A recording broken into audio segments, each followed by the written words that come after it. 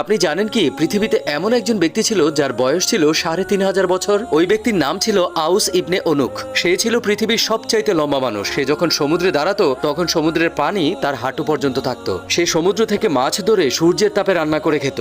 এতেই হয়তো বুঝতে পারবেন সে কতটা লম্বা ছিল। তার জন্ম হয়েছিল হযরত আদম আলাইহিস সালামের জামানায়। আর হযরত নূহ আলাইহিস সালামের নৌকায় না উঠেও সে মহাপ্লাবন থেকে বেঁচে গিয়েছিল। কিন্তু কিভাবে সে বেঁচে গিয়েছিল যেখানে মহাপ্লাবনে সবকিছু তছনছ হয়ে গিয়েছিল? এর কারণ হলো যখন হযরত নূহ আলাইহিস সালাম নৌকা তৈরি করছিলেন তখন সে জঙ্গল থেকে বিভিন্ন গাছ এনে নূহ আলাইহিস সালামকে দিতেন, যার কারণে মহান আল্লাহ রাব্বুল আলামিন ওই মহাপ্লাবন থেকে তাকে রক্ষা করেছেন। সে হযরত আদম আলাইহিস সালামের জামানা থেকে হযরত মুসা আলাইহিস সালামের জামানা পর্যন্ত বেঁচে ছিল, মানে সে ৩৫০০ বছর জীবন পেয়েছিল। আর যখন তার অত্যাচার বেড়ে গিয়েছিল তখন হযরত মুসা আলাইহিস সালামের হাতে তার মৃত্যু হলো। আল্লাহু আকবার। ভিডিওটি ভালো লাগলে লাইক এন্ড সাবস্ক্রাইব।